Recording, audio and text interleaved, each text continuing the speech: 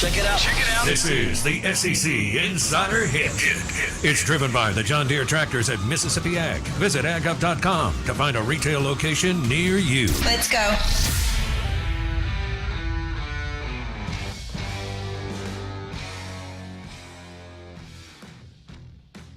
All right, it's game day. Got a little Florida, Oklahoma tonight, so some of you will lock into that. Maybe throw something on the grill. I think that's what we'll do. It's also National Bacon Day, which is awesome. Everything about bacon's awesome. So we'll continue to, discuss that. Really important things on the Out of Bounds Show. 105.9 The Zone, ESPN. SEC Insider Hit this morning is brought to you by Ace Bolt and Screw, powered by DeWalt Tools. 4 locations. Downtown Jackson, Gluckstadt, Tupelo, and Atlanta. Ace Bolt and Screw, powered by DeWalt Tools. We're streaming live on the Out of Bounds radio app. We want to welcome in Hugh Freeze, the head football coach at Liberty, coming off another big win over Coastal Carolina on Saturday night. That was a great game to watch. We really enjoyed it. We had a crew outside.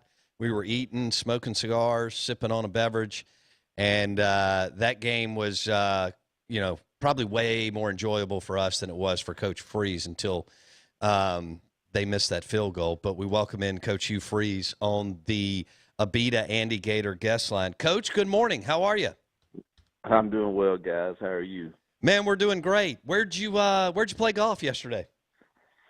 At the Ole Miss University course there. Nice. Well, Yeah. All right. So we've been fortunate to interview some really good golfers over the years. Freddie Couples, I know you played with him down on the coast. Brad Faxon, great guy. He is a great guy. Mm-hmm. Tom Lehman, I'm trying to think. That's my Kuchar's. favorite. Oh man, Yeah. Kuchar. Who's your favorite golfer? Well, I mean, I love Tiger. Obviously, Me too. I just think he's got a competitive part of him that's kind of a next level deal, and he's able to focus like not many people in competitive arenas can do. And I just so obviously and I love the fact that he's overcome the obstacles that he's had in his life, some that he created, some maybe not, but I don't know, I just didn't, and I think a lot of him. But Tom Lehman's probably my best friend on the tour. He and Davis Love, and they're both on the senior tour now, obviously. But I just love both those guys. Man, Lehman was a lot of fun to interview, and really seems like a super guy. Did you get to see? Well, you were probably preparing and playing, but Tiger and his son played some golf together in this cool tournament. There were some clips out on social media. Did you get to see any of those clips? I TiVo'd that Sunday round of it and kind of watched some of it, but I saw those clips on the social media world of them, and I thought they were the neatest thing. That was cool. Sergio Garcia won our tournament here a couple of months ago. Now, right. No fans were allowed to go, but Masters winner Sergio, that's a pretty big name right there. He won the Sanderson Farms. I saw the last round of that too, and I thought that was, obviously the country club can play those greens. They're about as good as it gets when they're rolling well. Yeah, have you had a chance to play? I know you like Old Waverly. Have you had a chance to play Mossy Oak, the new course, in the last couple of years? Yeah, I'm actually one of the founding members there, and I played. I always take a trip to Old Waverly and Mossy Oak, usually in May, and we went down. Even though the COVID was there, I took a group down from my club in Virginia, and we'll do that every year or twice a year. I just love that place. I love Mr. Bryant and Greg Flanagan, the pro there. They're just they're incredible people, and I love both those courses. How cool is that layout, Mossy Oak? Man. Now I won't say I love Old Waverly, but Mossy Oak has grown on me every time I play it. It grows a little more on me, and I think it's great that you have two different places there. But my wife will tell you that's I don't know, for me, and I'm not a big beach guy or anything, but I can go to Old Waverly and I don't know, my blood pressure just goes down. I just relax there. It's one of my favorite places to be. Yeah, I love the food, I love the people, I love the golf, the whole deal. I love that place. It's a tremendous asset for the state of Mississippi for sure. Hugh Freeze on the Out of Bounds Show, 105.9 The Zone. He joins us on the Abita Andy Gator guest line. Coach, 10-1. What a game on Saturday. Tell me, as y'all started the fourth quarter, I mean, this was a heck of a ball game. As you started the fourth quarter, what was going through your mind Saturday night? Really felt like the whole game, if we just don't turn the ball over, I think we're going to find a way to win it. And dang, if we didn't turn it over 3 times, one on the 5-yard line, one on the 1-yard line, and then the first one that kind of turned the momentum was 14-0.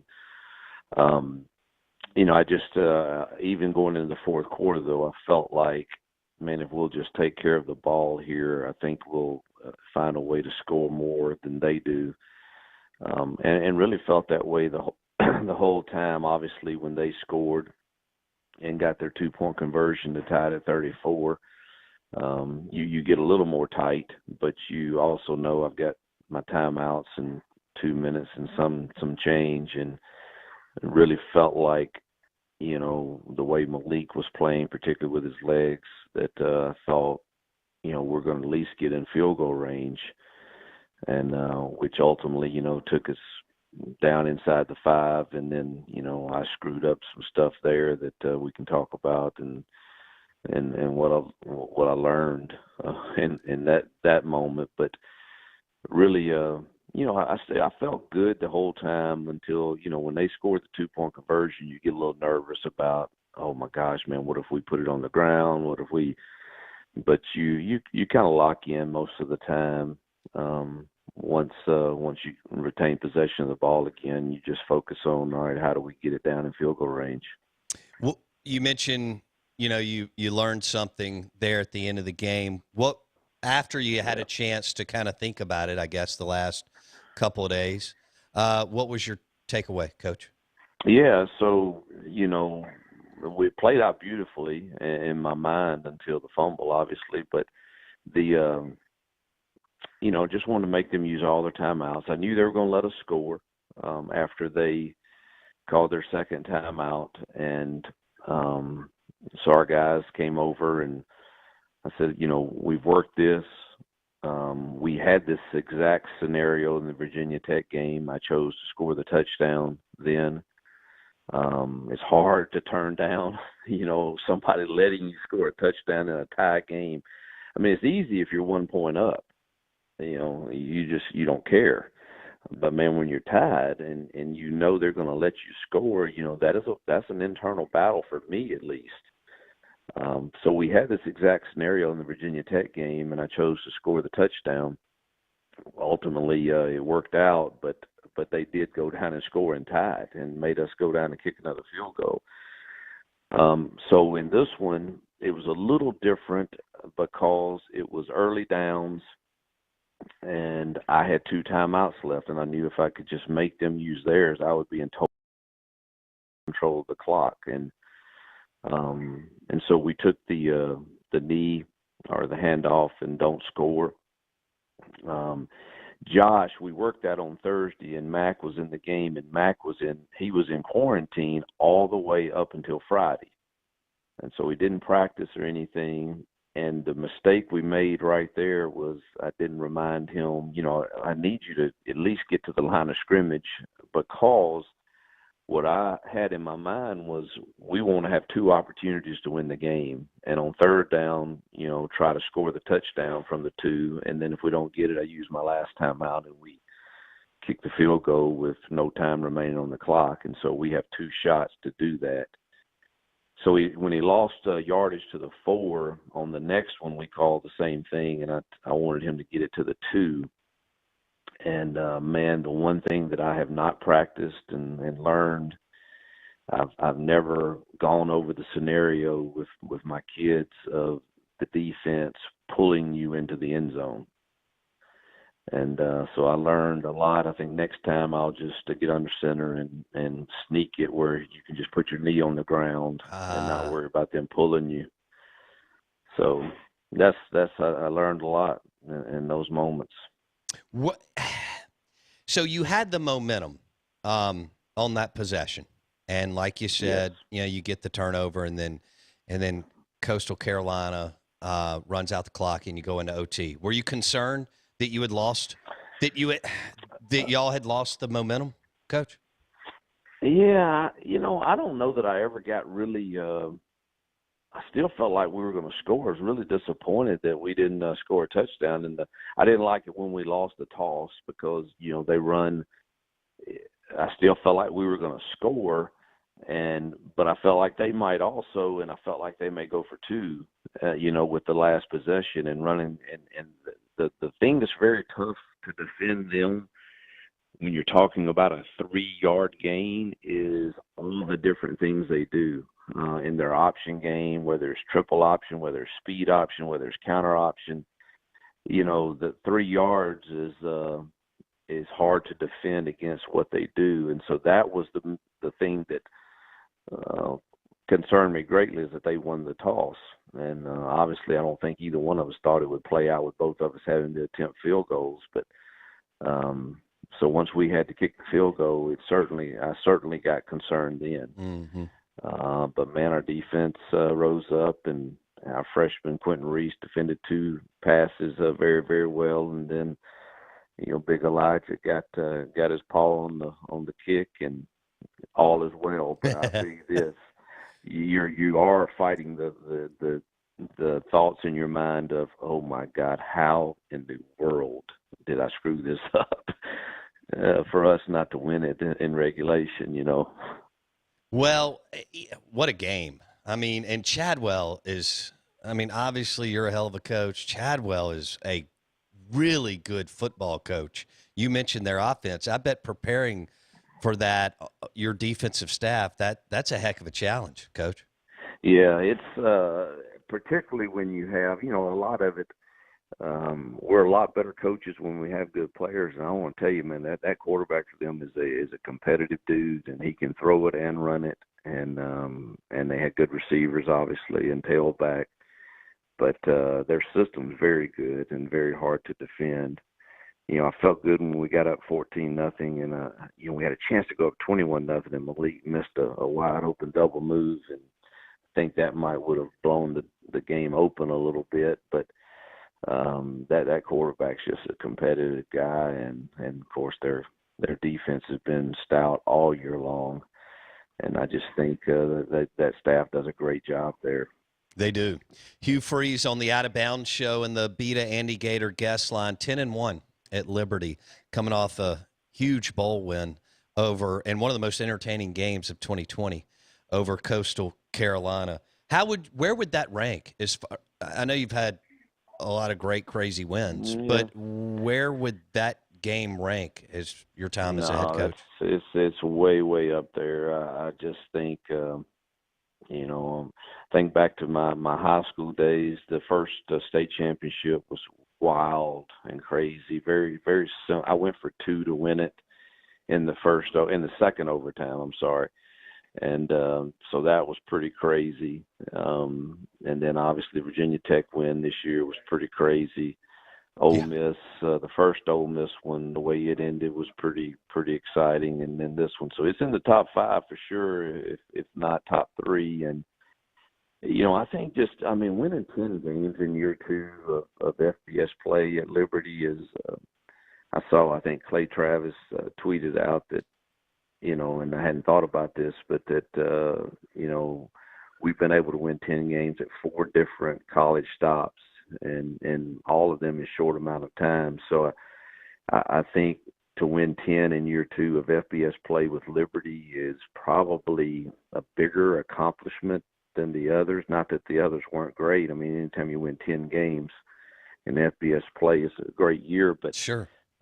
I think just doing it here, knowing you're moving from FCS to FBS and then do it in year 2, I think it's probably a little. We definitely exceeded expectations. All right, you mentioned going for two at the end of either, Yeah. At the end of the game or OT. This is fascinating to me. Walk me through, when you think you should. Is that a gut feeling, or is that something where we got to go get it now? Mm-hmm. When do you call that shot, so to speak, going for two to win it when you don't have to? Yeah, it's a gut feel for me. I think because you can have all the thoughts pregame that you want to, but you've got to see how the game's going. If you're talking, it is a 14-13 game that's in overtime, then your defense has played pretty dang well, and you certainly don't want to lose it there. But for me, like in that game the other night, if we would have won the toss and gone on defense first and they scored and kicked the extra point, I guarantee you I'm going for two. I'm not letting them have the last possession when we hadn't stopped them in the second half. Does that make sense? Sure. What I'm saying? So it's kind of how the flow of the game, and I think he would have gone for two had we scored the touchdown and they scored a touchdown, if that makes sense. I think Sure. both of us would have done the same thing and put it in our hands offensively to end it. Hugh Freeze on the Out of Bounds show. All right, what about fourth down? Your approach when you cross midfield. When do you Is that a possession by possession deal? Is it just depending on what the defense is giving you? But when you're around midfield or even just a little bit in plus territory, what's going through your mind as far as when it clicks, we're in four down territory? If the score is fairly close, I'm going with what the analytics say, and I did that this year more so than ever. We probably led the nation with Ole Miss, and I bet both of us are in the top 5 of going for it on fourth down. And some of it had to do with our scheduling. We played 3 Power 5s and plus Coastal, and both of those analytics charts were super aggressive on fourth down. And I started calling, our percentage on third down probably went down some this year on our conversions, but it's because I started calling a lot of third downs as second down, if that makes sense, because I knew I was going for it. And, if it's third and 5, I treated it as, well, let me get it to 4th and 2 instead of, dropping back and throwing it all the time. We would run a run play and try to get it to 4th and 2. And I think, and we obviously were very good on fourth down, and particularly in the big games like Virginia Tech, Syracuse, Coastal. Mm-hmm. So I'm pretty big on the analytics. The only time I went against it one time in the Coastal game, and that was right before half. It was 4th and 5. We were around the 20 something, and the book said go. And, at that point, we could go up 7, I believe, going into the locker room if they don't go down and score, which they ended up getting a field goal. But I chose to go up 7 at that point, so I did go against the book one time. Hugh Freeze on the Out of Bounds show, 10-1 at Liberty, beat Coastal Carolina over the weekend in what was a great football game. He joins us on ESPN 105.9 The Zone. Tell me about Malik Willis. He's had a heck of a year for you. Incredible kid first. Really, man, wants to please, wants to lead, works extremely hard, crushes him, kills him when he know he doesn't measure up. But he has also the ability, and I think I do a much better job now than in years past of, hey, man, play the next play. You're our guy. We don't win it without you, and so forget that and let's move on. And he has the ability to do that. I think he's, a super talented athlete and has improved his decision-making and throwing. He's only had 2 games where he turned the ball over in the air, and that was Coastal and NC State. The other, 9, he took care of the ball extremely well. So I'm excited about the improvement he can make from this year to next, really, because this is the first year he's ever taken any snaps that are significant in a game. Right. Well, why do you think guys can come in and be so successful day day one, whether it's a JUCO transfer like Bo. I know you and Bo Wallace had been together at Arkansas State, but you know where I'm going. Malik Willis, Chad Kelly, among others. Why do you think guys can walk in with not a lot of experience in your offense and be successful year one? Yeah. I mean, everywhere I've been, Lambeth, Arkansas State, whether it was Adam Weesey at Lambeth or Ryan Applin at Arkansas State or Bo at Ole Miss or Chad at Ole Miss or Buckshot here or Malik here, the numbers just don't lie. So our quarterbacks have all, had success, and they're all a little different. And so I think it has something to do with our system and then something to do with the way we teach the game to quarterbacks and how they process it, and where the ball should be distributed after the snap on our normal base plays that, like I think I talked with you the last time about the three different fields that we try to play the game on, and it seems to work with the quarterbacks and giving them confidence to, and it has, the system has answers. Now, ultimately, you're going to have to win some one-on-ones, but it does have answers to what they're trying to do to stop a given play. Hugh Freeze on the Out of Bounds show. Coach, we'll wrap it up with this. We've had Demario Davis in studio and on the show a couple of times. Super young man. Phenomenal. Yes, he is. Phenomenal football player. I'm so happy for what has played out for him at Arkansas, with Arkansas State, and then, of course, the New Orleans Saints. I've got a couple of minutes here. Talk about what it was like to have Demario Davis on your football team at Arkansas State. Yeah. So I was the OC at Arkansas State for the first year I was there. And we put up a bunch of good numbers, but we didn't win hardly any games. But in the middle of that year, Demario's on the defensive side, and of course that's not my deal at that point. I'm just calling the plays and running the offense. But man, I see this guy running around, and they're not playing him hardly at all, Bo. And I'm like, I went to the head coach and said, man, I'll use him if you'll let me have him. I'll play him some.